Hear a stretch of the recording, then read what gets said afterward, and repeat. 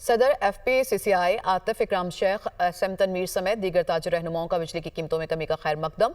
कहा, बिजली कीमतों में फी यूनिट ₹7.41 का रिलीफ खुशाइंद है। इस इकदाम से बरामदात में बेहतरी आएगी। नायब सदर FPCCI साकिब फयाज ने कहा कि हमने अब बरामदात को बढ़ाकर दिखाना है। 2025 पाकिस्तान की मईशत मुस्तहकम करने का साल है। SM तनवीर बोले कि वज़ीर आज़म और आर्मी चीफ के मशकूर हैं। पूरी कारोबारी बरादरी को मुबारकबाद पेश करता हूँ। हमने साबित कर दिया कि IPPs के साथ मुआहदे गलत थे। आज का रिलीफ घरेलू सार्फिन समेत इंडस्ट्री और कमर्शियल सब के लिए है। सदर FPCCI आतिफ इकराम शेख, SM तनवीर समेत दीगर ताजर रहनुमाओं का बिजली की कीमतों में कमी का खैर मकदम। कहा, बिजली कीमतों में फी यूनिट ₹7.41 का रिलीफ खुशाइंद है।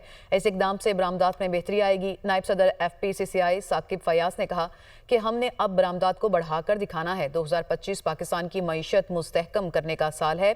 SM तनवीर बोले कि वज़ीर आज़म और आर्मी चीफ के मशकूर हैं। पूरी कारोबारी बरादरी को मुबारकबाद पेश करता हूँ।